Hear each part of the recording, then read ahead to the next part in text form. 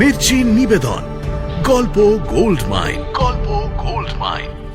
আমি অলপ করে বলছি, ও নিশ্চয়ই আশেপাশের কোনো দেশের চর। ওই দুষ্টু লোকটা যদি এই চিরাগ বাতিটা নাও পায়, তবুও কিন্তু বিপদ টলে যাবে না আম্মি। আমাদের কাছে দাখিল করো নিজেদের, নইলে কিন্তু আমরা দরজা ভেঙে ঢুকতে বাধ্য হব। কোতোয়ালের লোক এসে একবারে আমার কাপড় চোপড় খুলে তল্লাশি করলো। মুরত থাকে তো সেই গুপ্তচরকে ধরে দেখাক না। হ্যাঁ, চোরাই কেন হবে হুজুর? এ তো আমার বাপ দাদার সম্পত্তি। বিপদে পড়ে বেচতে এসেছি।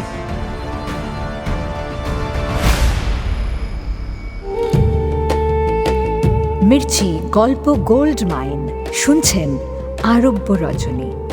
আজ শুনবেন আলাদিনের আশ্চর্য প্রদীপ, তৃতীয় পর্ব।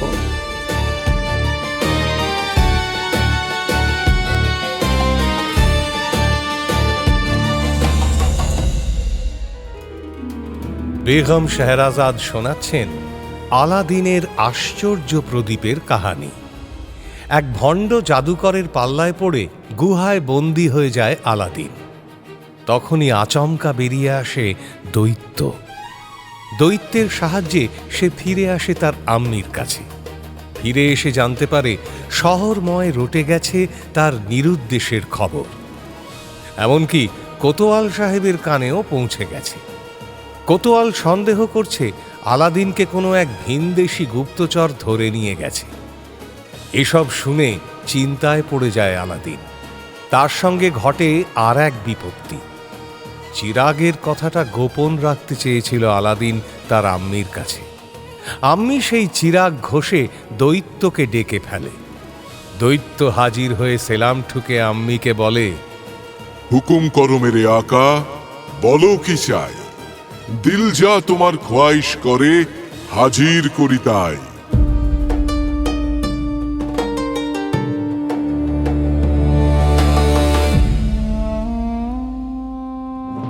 তারপর কি হয় আপা? আলাদিনের আম্মি নিশ্চয়ই নিজের যত খোয়াইশ আছে সব পূরণ করে নেয়। এমন সুযোগ কি হাতছাড়া করে কেউ? আমি হলে তো করতাম না। সে কি হুজুর, এই তো বলেছিলেন আপনি নাকি তলোয়ার বাগিয়ে ধরতেন। হ্যাঁ, মানে সে তো ধরতামই। তারপর যখন বুঝতাম যে দৈত্যটা দুষ্টু নয়, ভালো দৈত্য। সেটা তো আলাদিনের আম্মিও বোঝেনি এখনো। বুঝতে দিন তাকে। বুঝলো কখন? ওই যে আলাদিন যখন বলল। আর আলাদিন বলল কখন? ঘুম থেকে উঠে বলল। আবার সব ঘেঁটে দিচ্ছ বেগম। শুরু থেকে ধরো। ওই দৈত্যটা তো সেলাম ঠুকে ছড়া কাটলো। তারপর কি হলো বলো?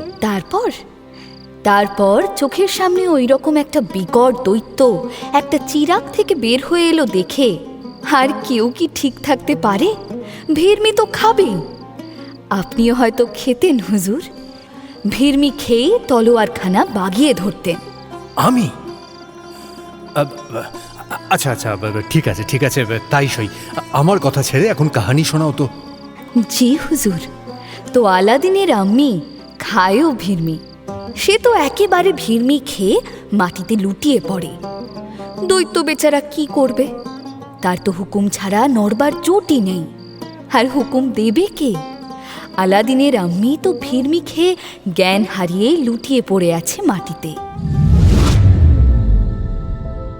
দেখো কাণ্ড, আমাকে ডেকে নিজেই ঘুমিয়ে পড়ল, তাও আবার মাটিতেই। এই মানুষগুলোর কোনো আক্কেল নেই দেখছি। ঘুমোবি যদি তো ঘুমো না, তার জন্য আমাকে আবার ঘুম ভাঙিয়ে ডাকা কেন? দৈত্য কি করে বুঝবে যে ভিড়মি খেয়ে জ্ঞান হারিয়েছে আলাদিনের আম্মি? বুঝতে পারে আলাদিন। তো সে তো তখন নিজেই ঘুমোচ্ছিল। চিরাগটা মাটিতে পড়ায় আওয়াজ হয়। সেই আওয়াজে আলাদিনের ঘুমটা ভেঙে যায়।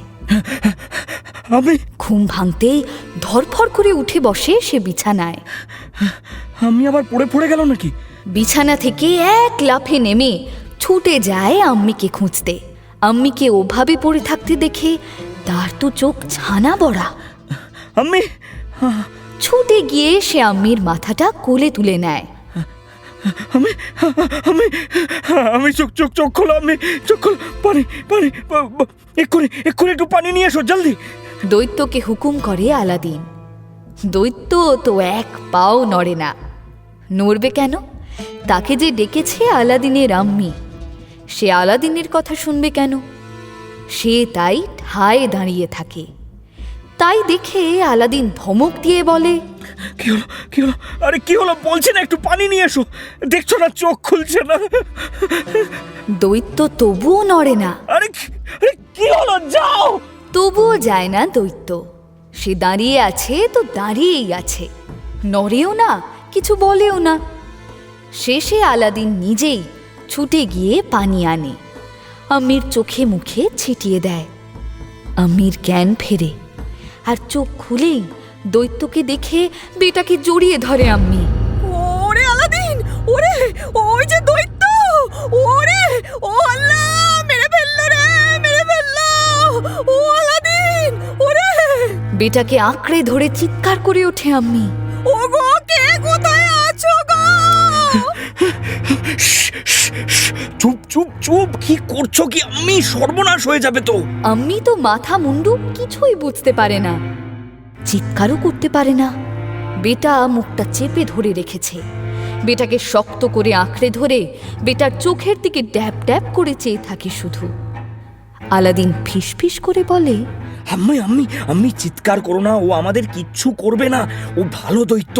আর ওই তো আমাকে সেই দুষ্টু লোকটার হাত থেকে বাঁচিয়েছে, নইলে তো আমি মরেই যেতাম এতক্ষণে। বেটাকে বাঁচিয়েছে?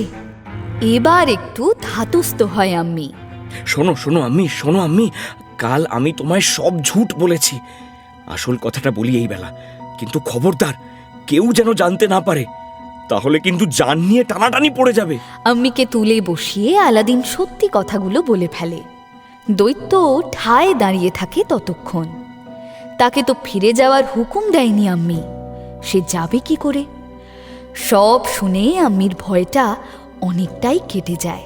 কিন্তু বেটা, বেটা ও আবার তোকে মেরে টেরে ফেলবে না তো? সে ওর মালিক যদি ওকে হুকুম দেয়, তবে আমাকে কেন?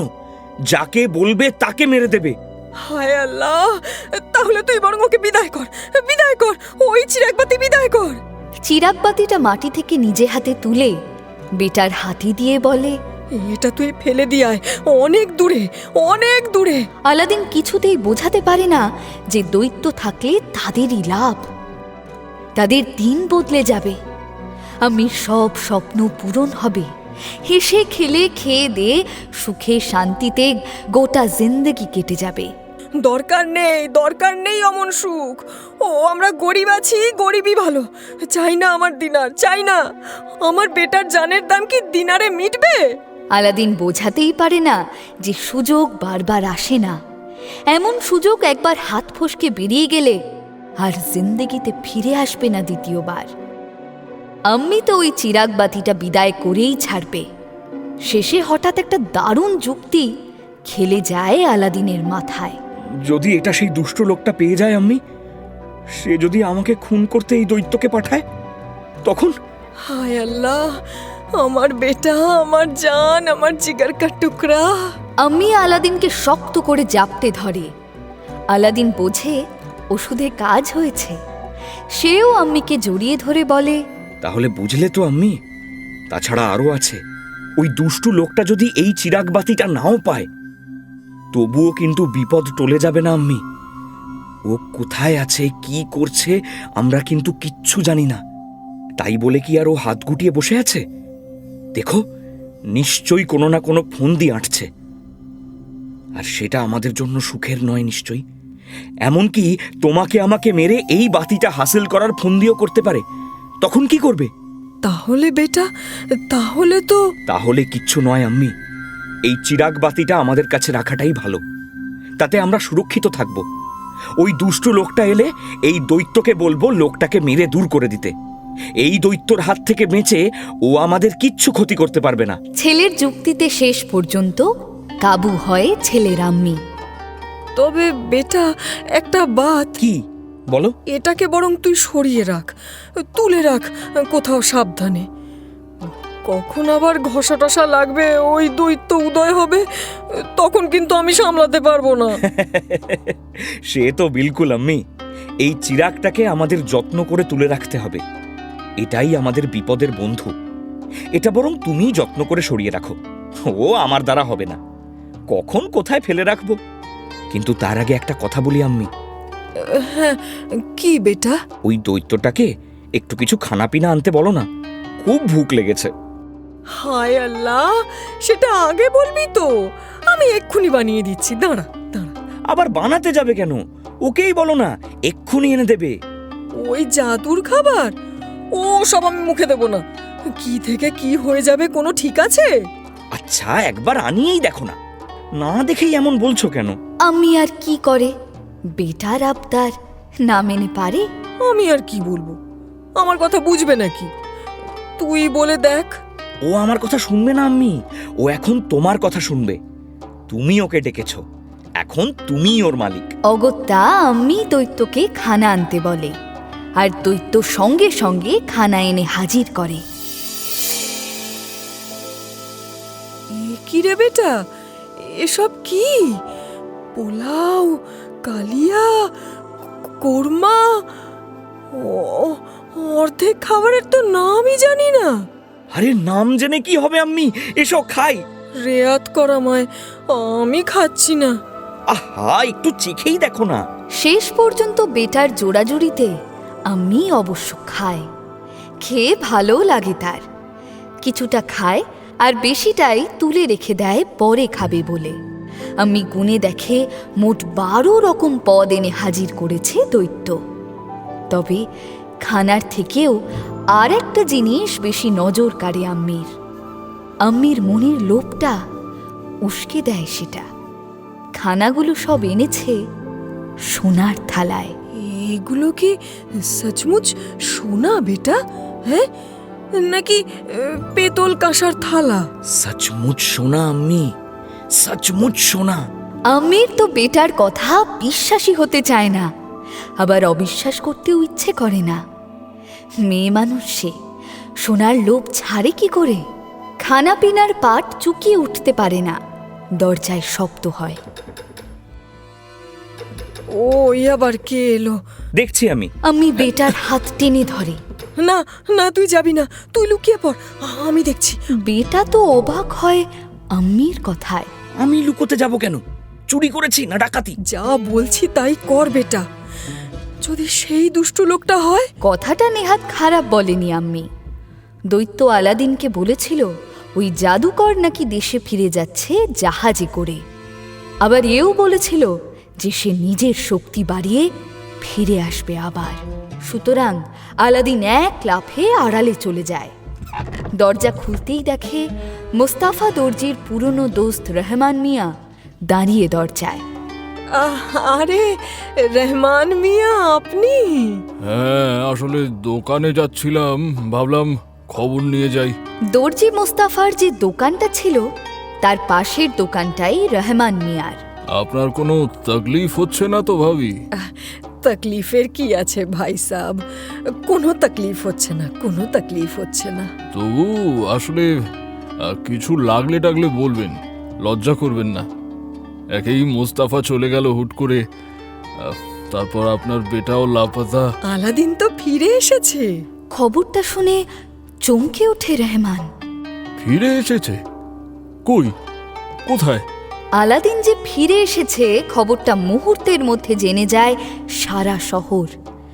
আবার শুরু হয় জোর আলোচনা। ফিরে এসেছে? তা কোথায় ছিল এতদিন? নিশ্চয়ই ওই ভিনদেশি চটটা ওর পেট থেকে খবর বের করতে গিয়েছিল। দেখলে, আমি বলেছিলাম না? কিন্তু ইয়াকুব ভাই, আলাদিন কি বলেছে যে ওটা ভিনদেশি চর ছিল? নিশ্চয়ই বলেছে। আরে এই তো রহমান সকালেই আলাদিনের সঙ্গে কথা বলে এসেছে। কি রে রহমান, বলেনি ওটা ভিনদেশি চর ছিল? না তো, তেমন কিছু তো বলেনি। ও, তেমন কিছু বলেনি? তাহলে নিশ্চয়ই তুই ঠিকঠাক সওয়াল করতে পারিসনি। আমাকে তো বললো ওটা নাকি একটা দুষ্টু জাদুকর। সেই কোন একটা দেশ আছে না, কি যেন নাম, ম দিয়ে,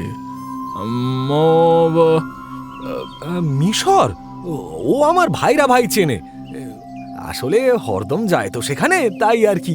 আরে রাখো তো, মিশর না। তাহলে নিশ্চয়ই মক্কা। আমি তো গেছি সেখানে, কি সুন্দর দেশ। আরে না, আর কি আছে বলো? বাগদাদ হবে তাহলে। আরে ধুর, বাগদাদ কি ম দিয়ে শুরু? তাহলে ম দিয়ে আর কি দেশ আছে বলো তো? আদৌ এই দুনিয়ার দেশ তো, নাকি অন্য দুনিয়ার? দূর দূর দূর, ওসব ফালতু বাত। ও আলাদিনও যেমন তোমরাও তেমন। আমি হলফ করে বলছি, ও নিশ্চয়ই আশেপাশের কোনো দেশের চর। সে কি আর নিজের দেশের নাম বলবে ঠিকঠাক? আলাদিনের ফেরার খবরটা কোতোয়াল পর্যন্তও পৌঁছে যায় এবং যথারীতি তলব পড়ে কোতোয়ালের। আলাদিন কে আছে? আমি। চলো, কোতোয়াল সাহেব তোমায় তলব করেছেন। কোতোয়ালের সামনে দাঁড়াতেই সেই এক প্রশ্ন। শোনো, তোমাকে যে গুপ্তচর ধরে নিয়ে গিয়েছিল তার উদ্দেশ্য কিছু বুঝতে পেরেছো? আমাকে তো কোনো গুপ্তচর ধরেনি হুজুর। ওই লোকটা একটা দুষ্টু জাদুকর। ওগুলো ভেক। গুপ্তচরেরা নানান পরিচয়ের আড়ালে নিজের আসল পরিচয়টা গোপন করে। কখনো সওদাগর, কখনো দরবেশ, কখনো জাদুকর। শুনলাম ও নাকি দরবেশের ভেক ধরেছিল। ঠিক শুনেছেন হুজুর, আমাদের বলেছিল ও নাকি আমার আব্বার ভাই। সর্বনাশ! কোতোয়ালের তো চোখ কপালে ওঠে। একেবারে পরিবারের মধ্যে সেধ হতে চেয়েছিল। তার মানে ও যে গুপ্তচর তা স্পষ্ট। আলাদিন আর কি বলে? শোনো আলাদিন, স্পষ্ট করে বলো কি কি বলেছে। এটা কিন্তু দেশের সুরক্ষার প্রশ্ন। তুমি এই দেশের একজন দায়িত্ববান নাগরিক হয়ে নিজের দেশকে বিপদের মুখে ঠেলে দিতে পারো না। আমি কোথায় তা করছি হুজুর? চুপ রহো বদতমিজ! মুখে মুখে তক্ক করা হচ্ছে। ওর কাছে কি কি খবর পাচার করেছো ঠিকঠাক বলো, নইলে কিন্তু তোমাকে আমি গারদে পুড়ে রাখবো। আলাদিনকে কোতোয়াল তো আর ছাড়তেই চায় না। পারলে এই মারে কি সেই মারে। শেষে আলাদিন একটা জব্বর ফন্দি করে। হুজুর, আমাকে ধরে নিয়ে যাওয়ার আগে লোকটা বড় করে দাওয়াত দিয়েছিল। দাওয়াত? জি হুজুর। তুমি ছিলে সেই দাওয়াতে? আমার নাম করেই তো ডেকেছিল সবাইকে। আমি থাকবো না? আর কে কে ছিল? যারা যারা ছিল আলাদিন সবার নাম বলে দেয়। এরা সকলেই শহরের কেউ কেটা। এদের গায়ে হাত দেয় কোতোয়ালের সাহস কি? দাওয়াতে কিন্তু আপনাকে বলেনি হুজুর। কোতোয়ালকে বলেনি, তাতে কোতোয়ালের মনে করার মতো কিচ্ছু ছিল না। কিন্তু আলাদিন কি কম শেয়ানা? কোতোয়ালকে উস্কে দিয়ে বলে, হয়তো আপনাকে ডাকলে লোকটা ধরা পড়ে যেত। কিন্তু হুজুর, তাই বললে চলবে কেন? যাদেরকে ডেকেছে তাদের নাম তো বললাম। ঈদের ডাকলো অথচ আপনাকে ডাকলো না।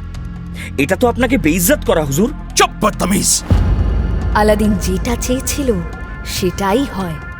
কোতোয়াল ক্ষেপে যায় এবং তারপর আলাদিনকে নজরবন্দি করে। আর বাকিদের তাদের নাম লিখে নেয়। তাদের বিচার করবেন সুলতান। এবার তাহলে আমি যাই হুজুর, ইজাজত দিন মেহেরবানি করে। বাড়ি ফিরতেই আমি চেপে ধরে। কি রে, কোতোয়াল সাহেব কি বলল বললি না তো? আমাকে নজরবন্দি করেছেন তিনি। নজরবন্দি আবার কি? দিন রাত এখন আমার পেছনে কেউ ঘুরবে। আমি কোথায় যাচ্ছি, কি করছি, কি বলছি, সব খবর নেবে তারা। হায় আল্লাহ, তুই কি চোর ডাকাত না গুন্ডা? ওসব হতে যাব কেন? আমি যে গুপ্তচরের কবল ফেরত দেশের দায়িত্ববান নাগরিক। তাই বলে তোকে নিয়ে টানাটানি করবে? মুরত থাকে তো সেই গুপ্তচরকে ধরে দেখাক না। তাকে আর পাচ্ছি কই? আমার কিন্তু খুব ভয় করছে রে বেটা। আমরা ছাপোষা মানুষ, এসব ঝামেলা কি আমাদের সয়? কি করবে আম্মি? সত্যি বলেও তো ফল হলো না কিছু। হ্যাঁ, চল চল আমরা অন্য কোথাও চলে যাই। চল। তাহলে আমাদের ওপর সন্দেহ আরো বেড়ে যাবে আম্মি। তাহলে আর কি, এখানেই থাকতে হবে। একটু বুঝে শুনে চলতে হবে। মাথায় রাখতে হবে যে কেউ না কেউ আমাদের উপর নজর রাখছে হরদম। আমি দেখি রহমান ভাইকে বলবো, সে যদি কোতোয়ালকে বলে কই কিছু করতে পারে। দোহাই আম্মি, আর কাউকে কিচ্ছু বলো না। তোমার বলার চোটেই আজ এই হাল। সেদিন যদি তুমি একে তাকে না জানাতে তাহলে এই গুজবটা রটতো না। আর তাহলে আমারও আজ এই হাল হতো না। ভাবতে পারছো, যেখানেই যাব সেইখানেই পিছন পিছন লোক যাবে। কি করছি, কি খাচ্ছি, কার সঙ্গে কথা বলছি, সব নজর রাখবে। আমি কি করব বলতো? আমি যে আম্মি। একটা আম্মির বেটা লাপাতা হলে সে কতটা অসহায় হয়ে যায় বলতো। তুই এসব কি করে বুঝবি? তুই এসব বুঝবি নাকি? সে তো হলো, কিন্তু মা বেটা আর এবার চলবে কি করে? পশমের কাপড় বুনে যা আয় হয় তাতে তো পেট ভরে খানা জোটে না, মন ভরা তো দূরের কথা। এদিকে ঘরে অমন একটা চিরাগ বাতি রয়েছে যার কাছে চাইলেই দুনিয়ার সব দারুণ দারুণ খানা নিমেষে হাজির করবে। তা তার কাছেই চা না, আমার কানের সামনে ঘ্যান ঘ্যান করছিস কেন? আমার ক্ষমতায় যা কুলোয় তাই দিচ্ছি। ওই রুটি পানি দিয়ে গিলে খেতে পারলে খা, নইলে যা। আমি আর পারবো না। যা তোর চিরাগ বাতির কাছে গিয়ে চা, যা। সেই রাস্তাও তো তুমিই বন্ধ করে রেখেছো আম্মি। আমি আবার তোর কোন পাকা ধানে মই দিলাম শুনি? আমি শুধু বলেছি ওকে যদি ডাকবি আগে ভাগে আমায় বলে দিবি, আমি বাড়িতে থাকবো না। ওই বিকট চেহারা দেখলে আমার ভিড়মি লাগে। সে তো তুমি বেরিয়ে যাবে, কিন্তু বাইরে বাইরে ওই যে কোতোয়ালের লোক সারাদিন দাঁড়িয়ে দাঁড়িয়ে আমাদের বাড়ির ওপর নজর রাখে, তাকে কি সরাতে পারবে? নজরবন্দির কথা উঠতেই মুষড়ে পড়ে আম্মি। কি বিপদে পড়লাম বল দেখি বেটা।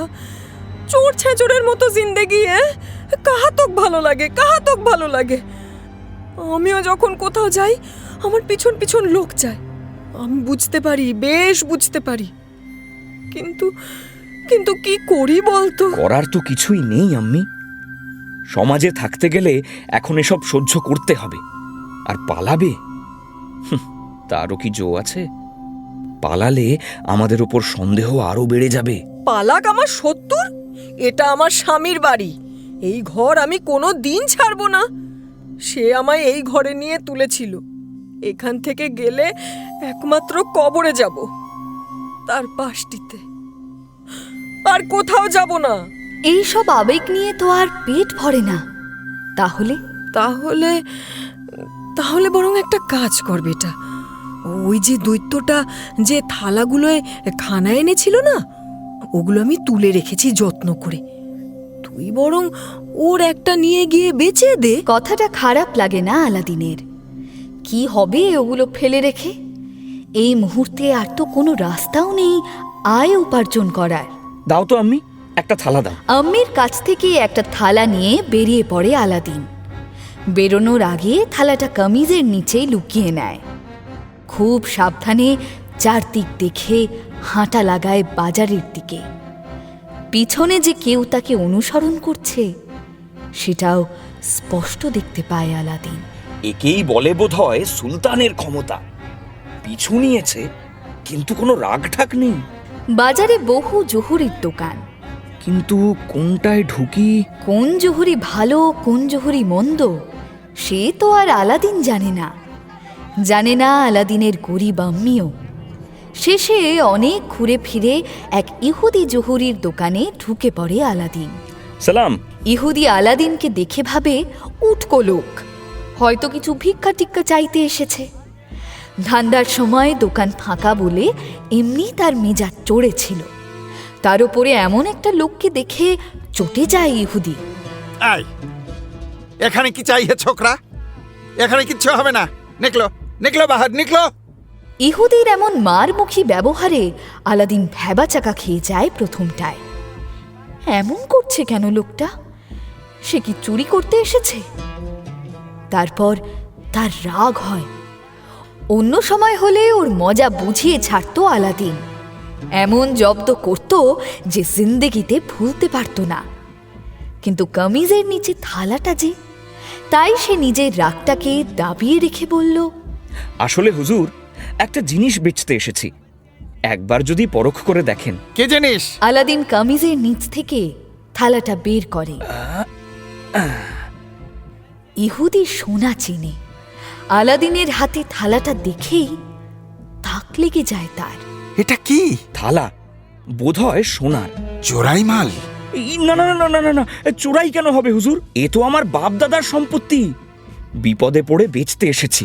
আলাদিনের চেহারার সঙ্গে ওই থালা বড্ড বেমানান। সেটাই তো আর আলাদিন লুকোতে পারে না। ইহুদি ধরেই নেয় ওটা চোরাই মাল। সে থালাটা নিয়ে ভালো করে দেখে, কোষ্ঠী পাথরে পরখ করে ঘষে ঘষে। ওজন তো ভালোই দেখছি, ভিতরে আবার লোহা টোয়া দেয়া নেই তো? জি, জিনিসটা তো আপনার হাতেই আছে। পরখ করে নিন না। সে তো পরখ করে নেবই। সে তাই করে। একটা তানি বের করে থালাটা কেটে দুভাগ করে ফেলে। তাতেও যেন বিশ্বাস হয় না ইহুদির। আবারও কোষ্ঠী পাথরে ঘষে দেখে খুব গম্ভীরভাবে বলে, দেখো ভাই, এই তুমি যা জিনিস এনেছো এর দাম আজকের বাজারে খুব বেশি হলে 8 দিনার হয়। কিন্তু তুমি বলছো যে বাপ দাদার সম্পত্তি বিপদে পড়ে বেচতে এসেছো, তো ঠিক আছে, আমি তোমাকে 1 দিনার দিতে পারি। দেবে তো দাও, নইলে যাও। 1 দিনার? আলাদিনের যেন বিশ্বাসই হয় না যে একটা থালার দাম 1 দিনার হতে পারে। গোটা একটা দিনার মানে তার কাছে অনেক। সে ইহুদির কাছ থেকে 1 দিনার নিয়ে ছুটতে বেরিয়ে যায় দোকান থেকে। বাজার থেকে এটা সেটা কিনে বাড়ি ফেরে। দেখেছো আম্মি, কত কিছু এনেছি।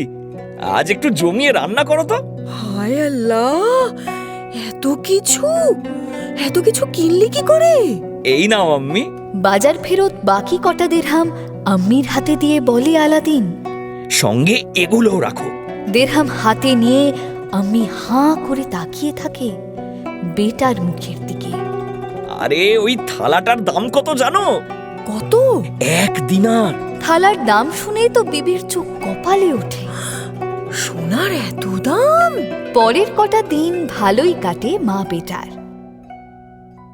কিন্তু হুজুর, একটা কথা বলার ছিল। কোতোয়ালের কাছে খবর করে সিপাহী। কি কথা? এমনিতে ওদের চাল চলনে কিছু সন্দেহ নেই ঠিকই, কিন্তু হুজুর, ওই ছেলেটা মানে ওই আলাদিন, ও এই নিয়ে 2 বার ওই বাজারে ইহুদি জহুরির কাছে গেছিল। ওই জহুরি ইহুদিটা? ওটা তো একটা পাক্কা শয়তান, চোরটা। চোরাই মালের কারবার করে। ওকে তো আমি কতবার ধরে এনে গারদে পুড়েছি।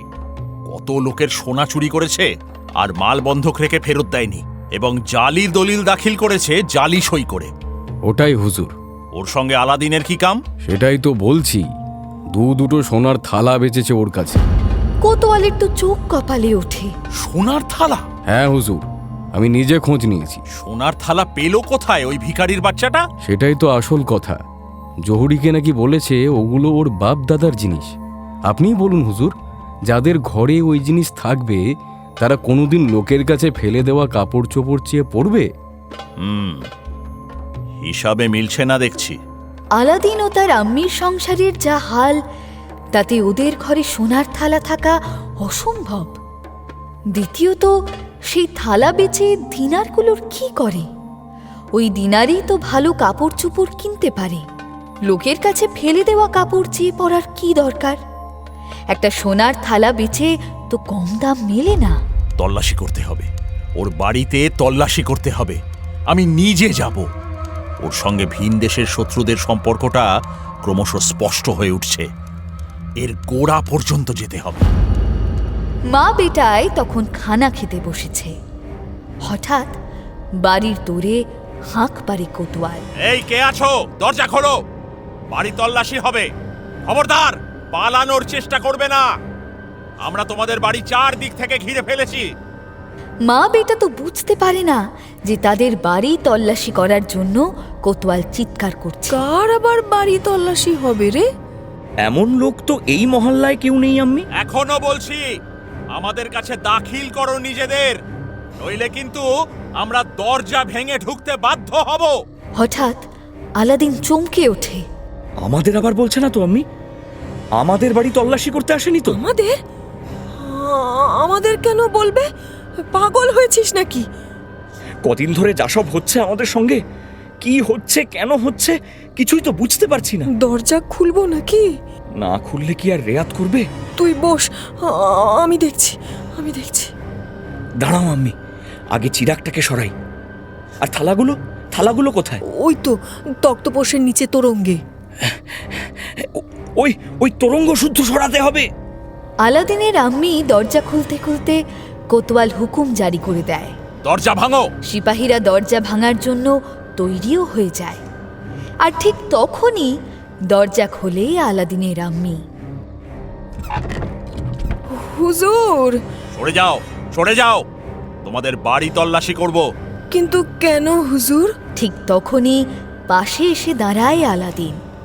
আলাদিনকে দেখিয়ে কোতোয়াল বলে, এই ছেলেটা দুটো সোনার থালা বিক্রি করেছে ওই ইহুদির কাছে। আমার কাছে খবর আছে। কোথায় পেলো সোনার থালা?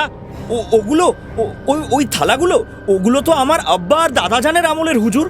ওর জন্য তল্লাশি করতে হবে কেন? এখনো গোটা 10 ওই থালা আছে, আমি আনছি এক্ষুনি। গোটা 10? শুনে তো কোতোয়ালের চোখ কপালে ওঠে, কিন্তু ভুল তো কিছু বলেনি আলাদিন। সে তো সত্যি কথাই বলেছে। দৈত্য মোট 12 রকমের খানা 12টা থালায় করে এনেছিল। তার 2টো থালা বেঁচেছে, বাকি তো 10টাই থাকবে। সে হিসাব আলাদিন জানে তার আম্মিও। তাই বলে কোতোয়ালকে তো আর জানানো যায় না সেটা। কোথায় কোথায় সেই থালা? জলদি লাও।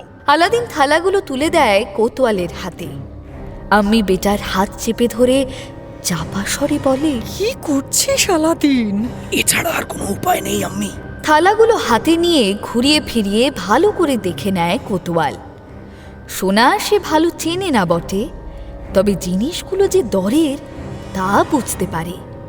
সুলতান আমিরদের সঙ্গে তো ওঠা বসা তার। সোনার রূপোর থালা বাটি সে আকসার দেখেছে, কিন্তু এমন জিনিস আল্লাহ কসম সে কোনো দিনও দেখেনি। এগুলো তোমার বাপ দাদার জিনিস? জি হুজুর। বেশ, তো পছন্দ হয়েছে আপনার হুজুর? হ্যাঁ, মানে এমন জিনিস তো আপনি নেবেন হুজুর? কি বললে? আপনার পছন্দ হলে নিয়ে যান। ও আর রেখে কি করব? ওসব জিনিস আমাদের মতো ঘরে মানায় না, বরং বিপদ ডেকে আনে। তুমি আমাকে ঘুষ দিচ্ছ? রিশওয়াত? ছি ছি ছি হুজুর, এ কি বলছেন? আপনি কোতোয়াল সাহেব, আপনার একটা ইজ্জত আছে। আপনার সঙ্গে দেখা করতে গেলেই ভেট নিয়ে যাওয়া দস্তুর। আমি আপনার তলব পেয়ে দেখা করতে গেছি, কিন্তু ভেট তো নিয়ে যাইনি। আমি তলব শুনে দৌড়ে চলে গেছি খালি হাতে। উচিত ছিল আমার ভেট নিয়ে যাওয়া। আজ আবার আপনি নিজে আমার গরিব খানায় এসেছেন। ওই ভণ্ড জাদুকর আপনাকে ইজ্জত না দিতে পারে, সে আপনাকে বাদ দিয়ে দাওয়াত করতে পারে। তাই বলে আমি সেরকম নই হুজুর। গরিব হতে পারি, তবে কার কি ইজ্জত সেটা বুঝি। বেশ সাজিয়ে গুছিয়ে কথা বলো তো হে ছোকরা। গুস্তাখি মাফ করবেন হুজুর, সাজিয়ে কথা বলতে পারি কিনা জানি না, তবে আমাদের মনে যা আসে তাই বলি। 10-10টা অমন সোনার থালা ভেট পাওয়ার পরে কি আর কারোর বাড়ি তল্লাশি করা যায়? যে 10টা থালা ভেট দিতে পারে সে যথেষ্ট মানি লোক।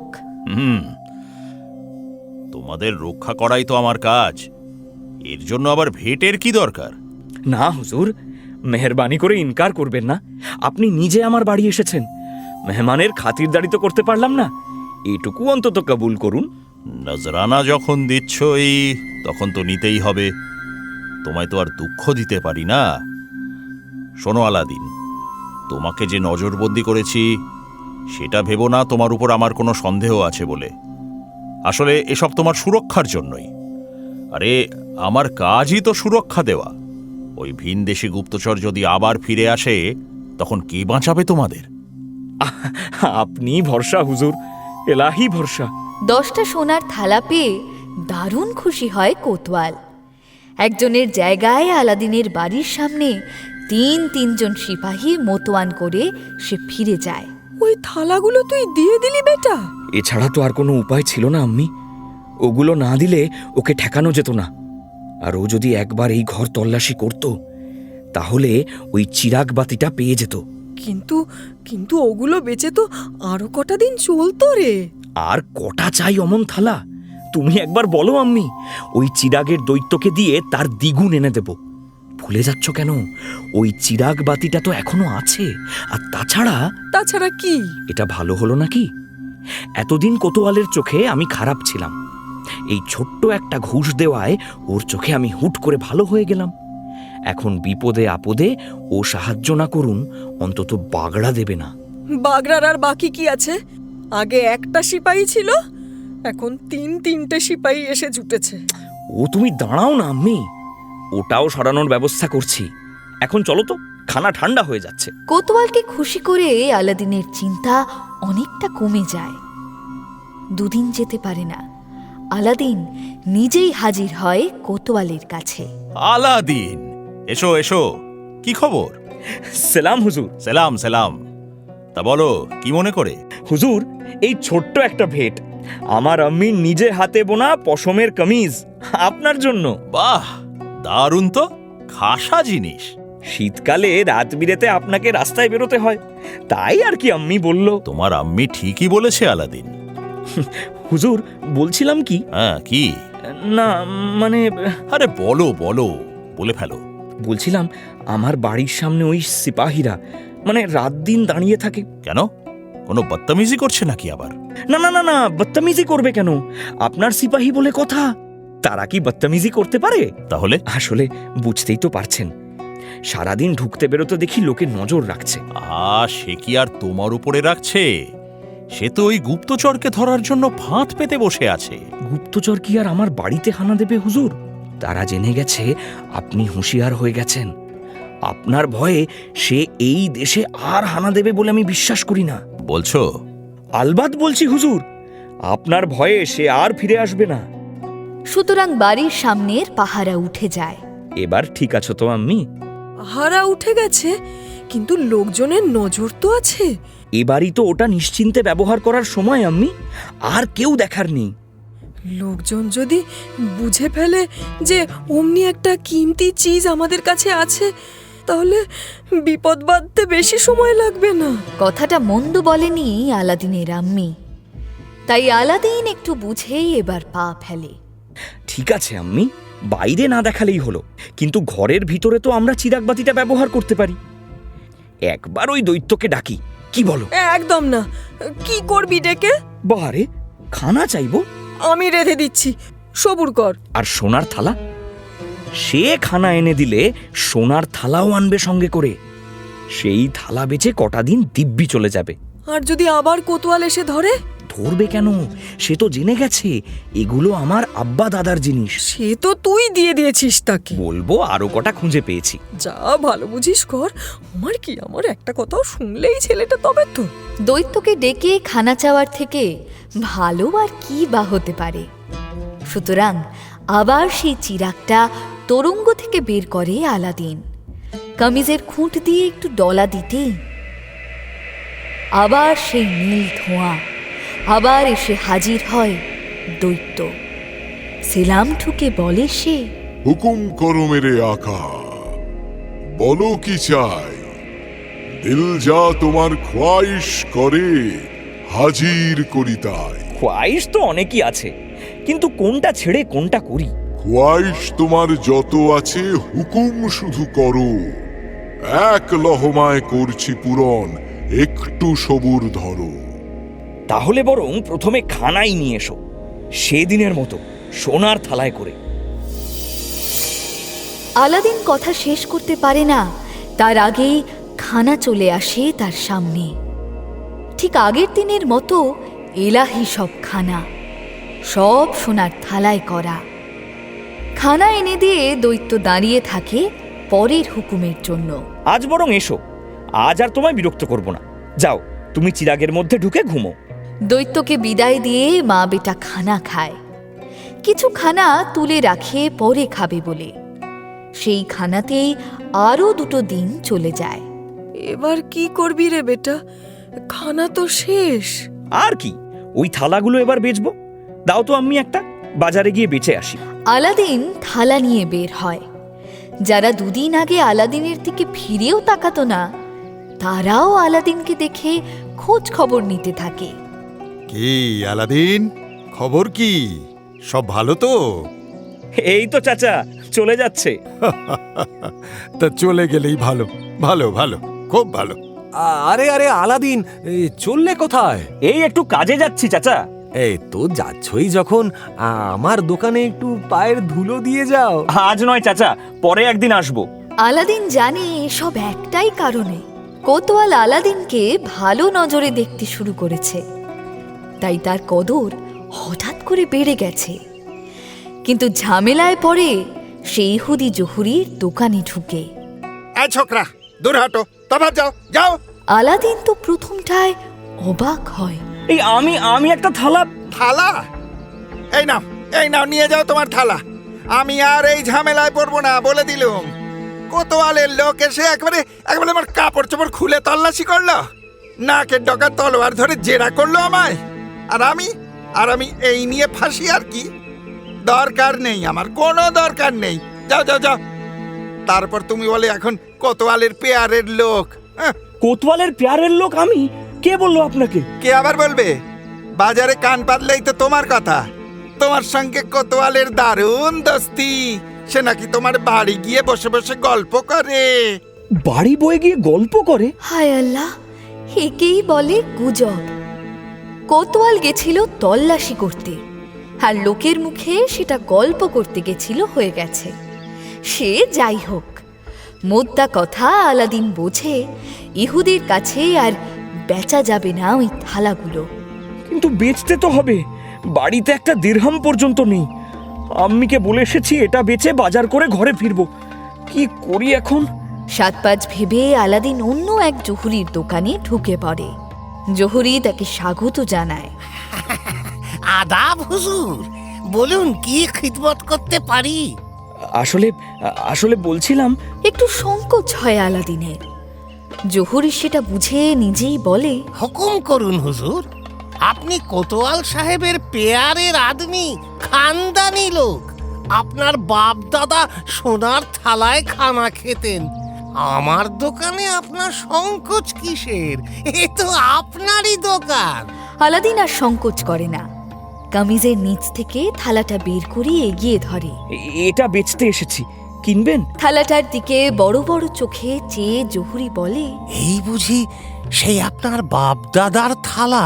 হ্যাঁ এটাই, এমন আরো আছে। আরো আছে? থালাটা হাতে নিয়ে জহুরি আরো অবাক হয়। এ তো বেশ ভারী থালা দেখছি হুজুর। আমার এই ছোট্ট রতিদানা পাল্লায় তো এর ওজন করা যাবে না। পাল্লা ভেঙে না যাক, বেঁকে তো যাবেই। তাহলে আপনি নেবেন না এই থালা? না না হুজুর, তা বলিনি। বলছি এর জন্যে আমি 1500 দিনার দিই। 1500? রীতিমতো আঁতকে ওঠে আলাদিন দাম শুনে। এই থালার এত দাম? জহুরি ভাবে অন্য কিছু। বেশ বেশ হুজুর, তাহলে আমি আপনাকে 1800ই দিচ্ছি। 18? বুঝেছি বুঝেছি হুজুর, বুঝেছি। আর বলতে হবে না, আমি 2000 দিনারই দিচ্ছি। আমি হলফ করে বলছি হুজুর, আমি একরত্তি ঠকাচ্ছি না আপনাকে। ওজন করে দেখুন, এর দাম আজকের দিনে 2000ই হবে। 2000? যে থালা সে ওই ইহুদি জহুরিকে বেচেছে মাত্র 1 দিনারে, সেই একই থালার দাম 2000 দিনার। এই দিয়ে তো একটা কি, পরপর দুটো বছর চলে যাবে তাদের মা বেটার। আলাদিন আর কথা বাড়ায় না, 2000 দিনার ট্যাঁকে গুজে শটান বাড়ি চলে আসে। কিরে, বাজার করিসনি? আমায় একটু পানি দেবে আম্মি? আম্মি বেটার চোখ মুখ দেখে আঁচ করে যে কিছু একটা হয়েছে। সে তাড়াতাড়ি পানি এনে দেয়। আলাদিন পানিটা ঢক ঢক করে শেষ করে। কি হয়েছে বেটা, আবার কোনো সর্বনাশ হলো নাকি?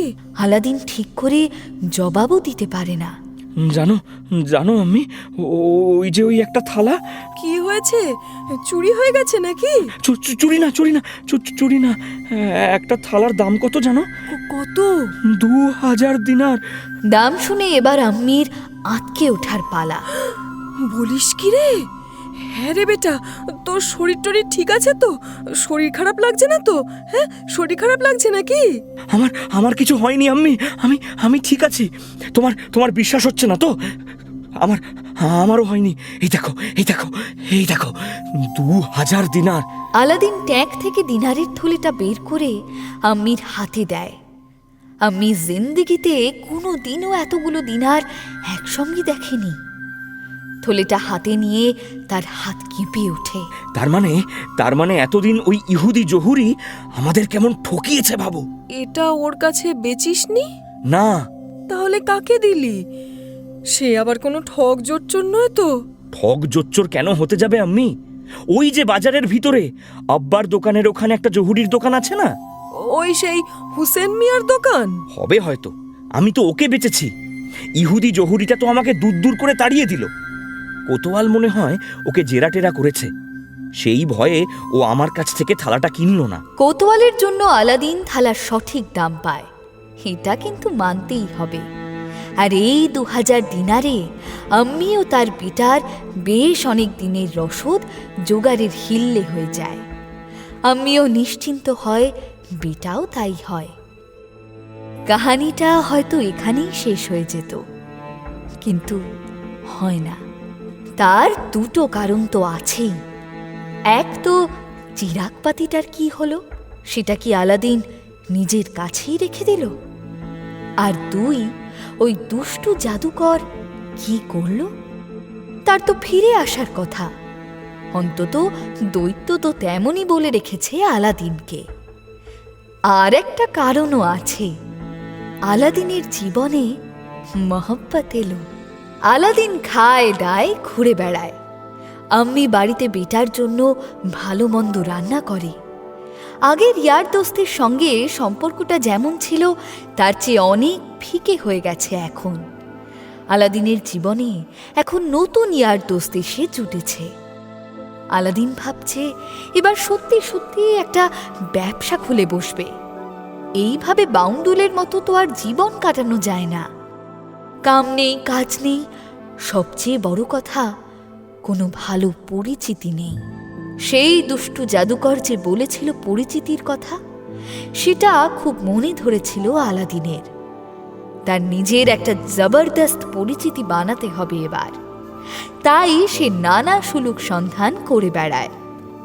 বাজারে নানা দোকান ঘুরে দেখে কোন ব্যবসাটা ভালো। এমনই একদিন সে ঘুরছে, হঠাৎ সুলতানের ঘোষক হেঁকে চলে যায়। হুঁশিয়ার হুঁশিয়ার, শাহজাদি বদর আসছেন। সুলতানের হুকুমে সবাই শহর ফাঁকা করে দাও। একজনকেও রাস্তায় দেখা গেলে সুলতানের হুকুমে তার গর্দান নেওয়া হবে। হুঁশিয়ার হুঁশিয়ার। শাহজাদি বদর, সে নাকি দুনিয়ার সবচেয়ে খুবসুরত শাহজাদি। এবং শুধু খুবসুরতই নয়, সে যেমন পণ্ডিত তেমনই নাচ গান জানে, তেমনই আবার যুদ্ধ করতেও জানে।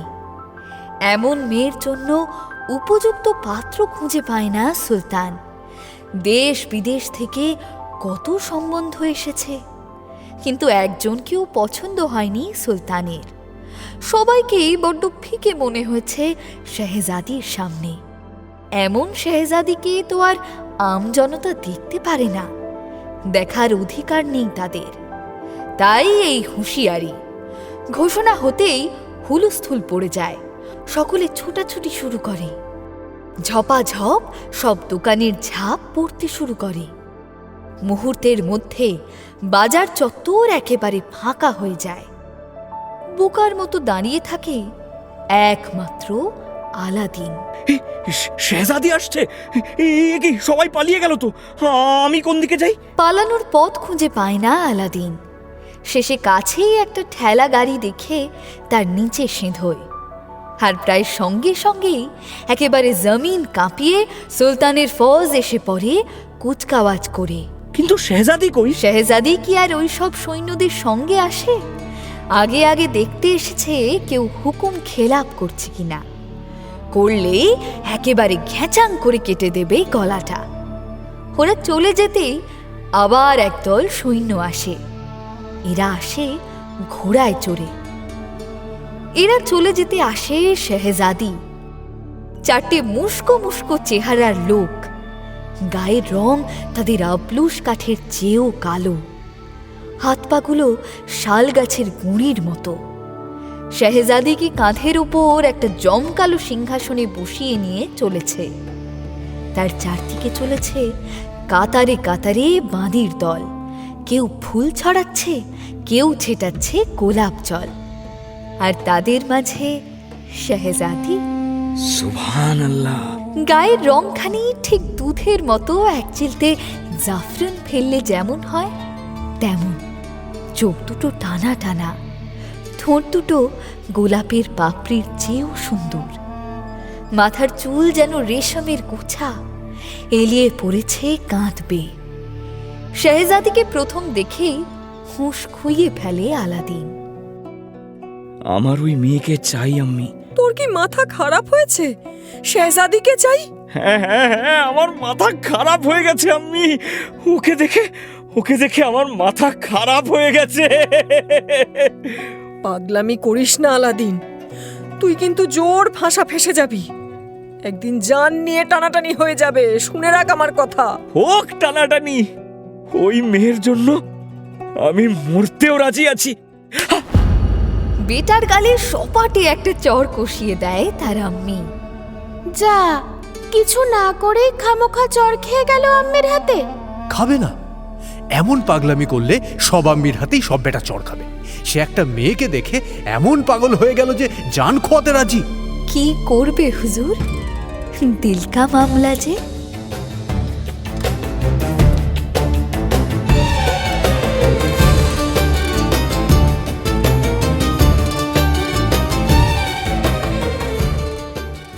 বেচারা আলাদিন, এই দুদিন আগেও আম্মি কত স্বপ্ন দেখত। আলাদিনের লাল টুকটুকে বউ হবে, সে আলাদিনের জন্য রান্না বান্না করে দেবে, আর আম্মি আলাদিনের ছেলেপুলেদের নিয়ে খেলবে। আর সেই আলাদিন যখন লাল টুকটুকে বউটা পছন্দ করলো, তখনই এই বিপত্তি। না জানি ছেলেটার নসিবে আর কি কি লেখা আছে।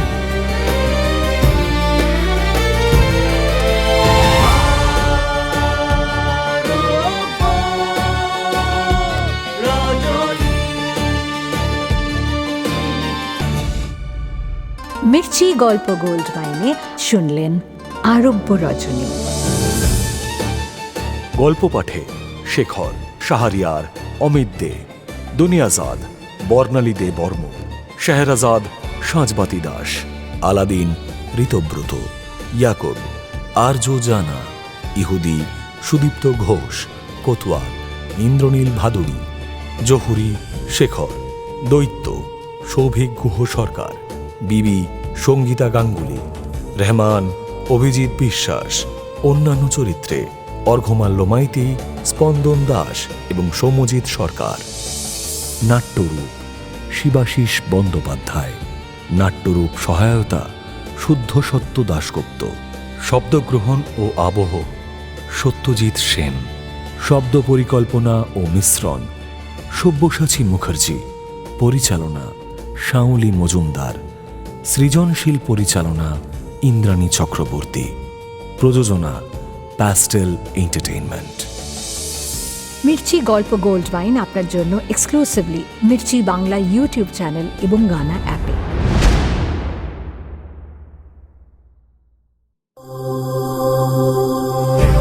মির্চি নিবেদন গল্প গোল্ড মাইন।